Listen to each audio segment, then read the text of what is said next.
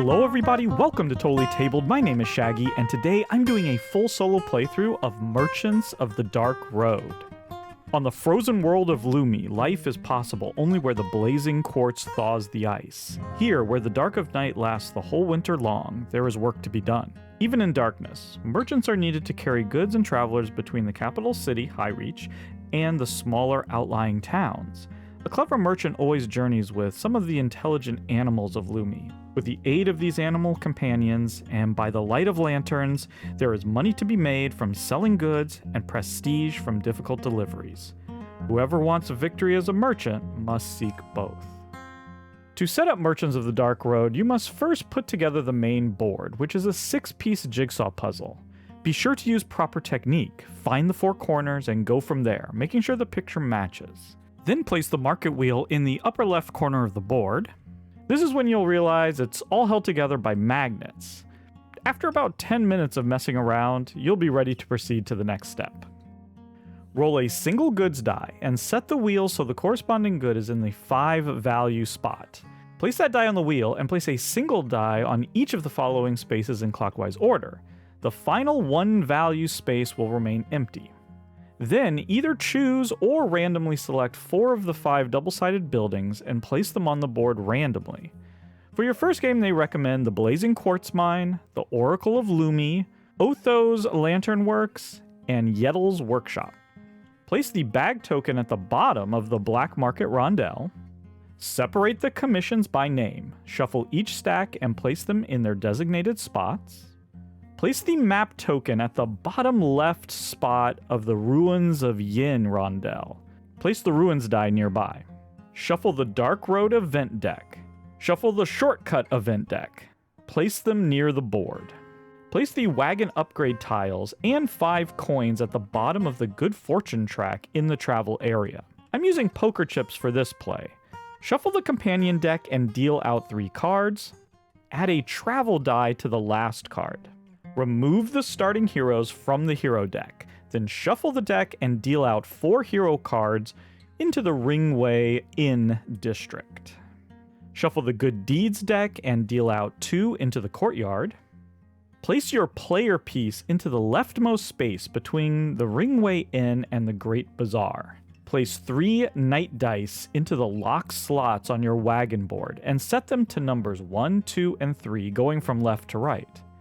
Then roll 4 more night dice and place them into your main reserve. Roll an illuminated die and place that into your special reserve. Note that you can hold a maximum of 2 illuminated dice there. Grab a horseshoe and place it into your supply. Take 5 coins. Place your prestige marker at the beginning of the prestige track. Draw a random deed card. This is secret and should be kept face down when playing in multiplayer, but for the solo play, I'm going to keep it face up. Then take a random starting hero and gain their reward. In this case, I receive a second deed card from Sculla. Draw a random steed card and place it face up to the right of your wagon. Each steed provides the player with a special ability. And now you are all set to play. For the solo game, you must set up your AI opponent, known as the Private Concern. Grab any wagon board and flip it to the other side. Then grab all the solo tokens. Place their wooden player marker next to yours on the game board. Add their prestige token to the track, as well as the treasure chest. Shuffle the AI action deck. Give them an illuminated die and a starting hero along with the hero bonus. In this case, the Private Concern gains 2 additional goods. Give them a screen and place 5 coins behind it. Lastly, remove 2 wagon upgrades at random. Okay, and we're finally ready to get started. I was chosen randomly as the first player, which means I get to start with whatever good is in the 5th position, and in this case, it's an instrument.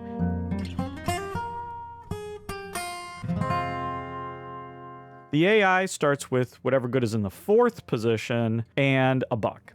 The Private Concern doesn't take goods. They don't care what type of good they get. Anytime they receive any type of good, you just move their little marker up. Now, I will mention that according to the rules, you're supposed to hide how much money the Private Concern has behind a screen. I'm not doing that for the purpose of filming today. So just keep in mind that their money should be behind a screen. You start your turn by deciding which one of these 3 dice you want to activate. At the beginning of the game, we always start with a 1, a 2, and a 3 in those positions. Whichever die you choose to activate, say I chose to activate that one, you would then get to take the corresponding bonus action. In this case, I'd get to create a good based on the die that I move into this position. So each of these 3 dice has a different action. For right now, I want to activate this middle die, which means I get to take this middle bonus action, which is either to get a lantern, one of these super cool lanterns. I would get to place it on my cart. There's sort of 4 spaces there for lanterns. But instead, I'm going to do the second thing, which is to activate a illuminated die from your reserve. So we start with an illuminated die. You can have up to 2 in your reserve, and this is really the only way to activate those dice. And activating an illuminated die gives you sort of a power turn, which is what you're going to see here in a second. We now have to select a blue die from our reserve to fill in that space. I think I'm going to put that one in there. And there we go. We've activated the die. We did the bonus action. Now we get to move our cart. Normally, you would just move it the number of pips shown on your blue die. But since I've activated my illuminated die, I can choose either one. So I'm going to either get to move 2 spaces or 4 spaces around this rondelle, moving clockwise. So it's maybe a little hard to see here, but there are 5 spaces along this path. And we're just going to be going around and around on this path. And each of these spaces is between 2 districts. So right here in this starting space, we're between these 2 districts, the Ringway Inn and the Great Bazaar.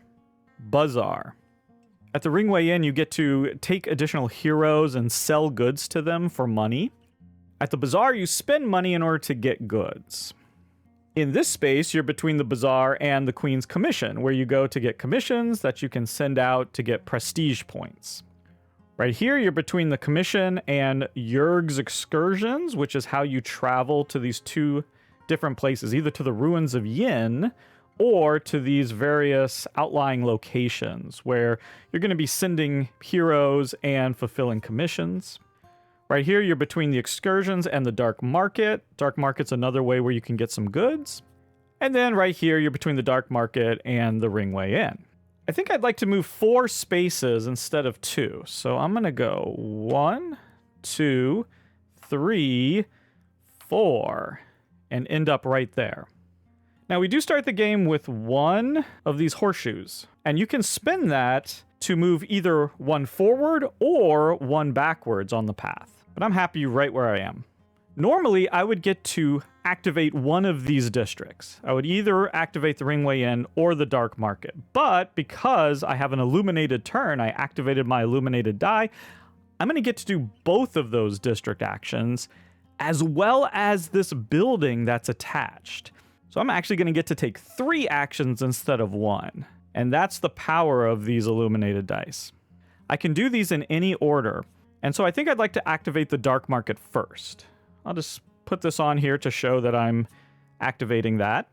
And here, you spend money to move this around this little mini rondelle. You have to move it at least 1 space, but you can move it as far as you want. And for each space, you have to spend $1. I just want to move it 1 space, so that'll cost me 1 money. And then you just get the goods that are shown there. So in this case, an instrument and a potion. These goods have 2 sides, sort of the regular side, and then this glossy side, which is the upgraded side. And upgraded goods are a little bit better in various ways, but at the Dark Market, you just get regular goods. So, instrument and a potion. And you put them in your cart using obvious rules on placement. I won't insult your intelligence there, but keep in mind you can rearrange these at any time, so you're not stuck with where you put them. And there you go. That's the entire Dark Market action. I guess we'll now activate, is it Otho's? Otho's Lantern Works. And here we're going to get a good that's in the one position on the track. Looking at the commissions that I'm interested in, I think I want a staff. And that fits nicely right there. Also get a prestige point, which is measured along that track, and receive a lantern. And finally, we get to activate the ring weigh-in. Here, I get to pick one of these heroes, and I can sell them the goods that they want. I'll then get to take that hero onto my cart and later deliver them to wherever they want to go. I think I'm interested in Lynette here. She wants to go to Windglass, and she's willing to buy from me a potion, an instrument, and a weapon. Well, I happen to have an instrument and a potion for her, so I'm going to go ahead and sell these to her. And the amount of money she's going to give me is equal to their current value at the bazaar.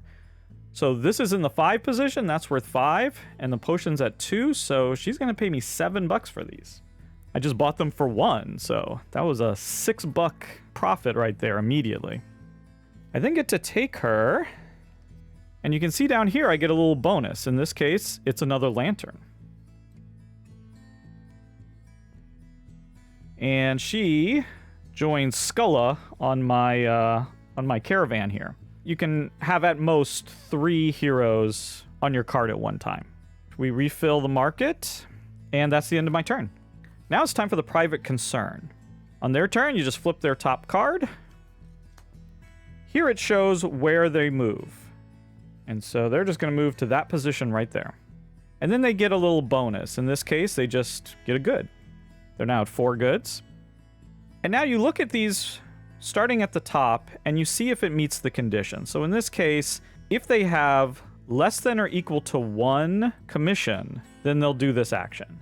They have no commission, so yes, they have less than or equal to 1, so they're going to do this one, which is take a commission from the Queen's commissions. And they're going to desire a commission that matches other commissions that they have, as well as heroes that they might have. In this case, they just have this one hero who wants to go to Scorchborn, so they're going to grab a Scorchborn commission. We can hold a maximum of 3 commissions, but they can hold as many as they want. If they hadn't met that condition, then you'd move on to the second one and you do that. And then sometimes there might even be a third option. So you just do the first one that applies. And that's it. That was the first turn of 13 turns in this game. Okay, at the end of my turn, I should have cleared these dice off. We've used them. And now I think I'm going to activate this die right here in the left position. And I'm going to move in probably this one, right? I think so. Yeah, we'll move that in. So this special action says I can craft a good based on what number I moved in. Not the die that I moved out, but the die that I moved in. And there's a little chart here that shows you what it is. So the 2 pip is a potion. So I just get to grab a little potion there, throw it down there. And now I get to move one space. I could move forward or back 1 because I have a horseshoe, but I'm not going to. I'm going to stay right here. I'm between the bazaar and the ringway inn. I'm going to activate the ringway inn again. I only get to do 1 because this is not an illuminated turn. I don't have any more illuminated die. They're hard to get. But yeah, I'm going to go back to the ringway inn because a hero showed up that I'm actually interested in. This guy right here, Willard. Now, I have to sell at least one thing to him. I only have one thing that he wants, which is this instrument. But it's worth 5 money, so I think it's well worth selling that to him. I'm now loaded with money, and because I sold him one thing, he'll come with me, and I get that bonus right there, which is another horseshoe. You can see down here, you can hold up to 3. Okay, the private reserve is moving all the way over here. They are either going to spend their illuminated die to get 3 prestige, or if they didn't have an illuminated die, they would just get a lantern. But they started with 1, so they're going to get 3 prestige. And that's just their bonus. Now we see what they're going to activate. So They'll activate the dark market if they have goods that are less than or equal to 3. Well, they have 4 goods right now, so they're going to skip that, and they're going to come down here. They're going to travel if they have greater than or equal to 1 commission, or they had 2 heroes. Well, they do have 1 commission, so they're going to travel, and they're going to travel to Scorchborn. So now you get to see how traveling works. The first thing that they get to do is to take one of these creatures, and it shows right here which one they're going to take. They're going to take the last one, which is going to give them that travel die. So they grab this creature, and now if they had 3 lanterns, they would go down this sort of lighted shortcut path for their travel. But since they don't have 3 lanterns, they're just going to take the dark road. And the location that they're going is Scorchborn, because they have a contract for Scorchborn as well as a hero that wants to go to Scorchborn. Now, as the second player, I get to join in on this travel if I want to. And I think I want to do that because I have a hero now that wants to go not to Scorchborn, but wants to go to Northbreak. And Northbreak is in the same region. There's actually 3 regions here. You have sort of the blue region, you have this purple region, and you have this green region. And when you tag along onto a travel, you can either go to the location that they're going or to the other location in that same region. And this is why I picked up Willard, because I knew that the private concern would want to travel to Scorchborn at some point. So I'm going to tag along. You grab travel dice equal to the number of people who have joined the caravan. So we have the private concern and me. That's going to be 2 dice. And we're going to add it to the travel die that was on that last creature. Which, by the way, we should slide those over and refill this. So we roll these 3 dice. All 5s, wow. You then grab the travel location, and again, we decided to, since he didn't have 3 lanterns, he decided to go down the dark road. And this is going to have some sort of travel event. So let's see here. Armed Scout. It is helpful to know what might be along the road before you even head out. So we take the dice, and we put them by the different results. And now in turn order, starting with the private concern, we get to take travel dice and get the effect. So he's going to take the highest die, which is the 5, and that's going to let him roll the oracle die. And we got it right here. So we roll it, and he gets 2 prestige. And now we have to take one of the travel dice. And our steed, Whisper, gives us a little special ability. It says, when you choose a travel die, you may add +1 to the face value. Well, that's not going to help us here because we rolled so well. But I get to take this and turn it into a 6. And I'm going to get the same reward where I get to roll the oracle die. Oh, and I get to take one of the heroes. I am going to grab this hero right here. And because I can only carry 3, I'm going to get rid of Skulla. She wasn't helping us too much anyway. And now that we've done that, we each get to fulfill our commissions and deliver any heroes that want to go to the region. Let's start with the private concern. The private concern has this contract, and they don't care, which different types of goods it is. They just spend as much as they can. So they have 4 goods right now. They're going to spend 3 of them to fully fulfill this contract. And receive 6 prestige.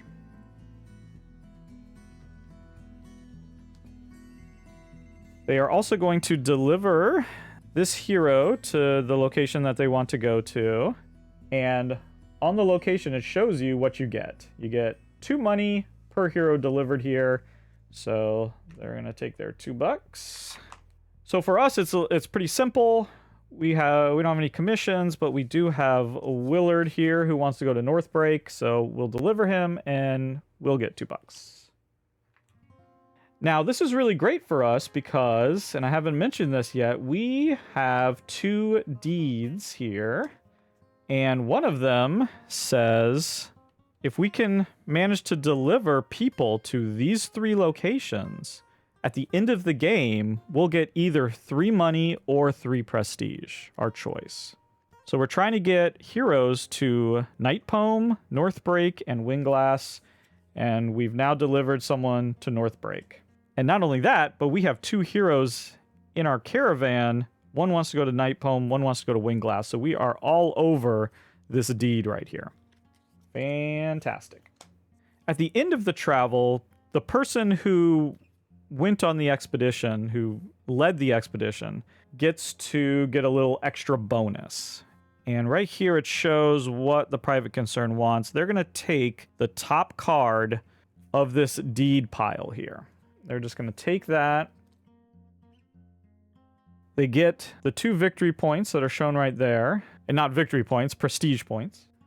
And this refills. Now, if they had traveled down the shortcut path, the lit path where you have to spend 3 lanterns, they would get to do both of those things. But since they went down the dark path, they can only do the first one. And there you go. That was a much more lengthy second round, but we're all done.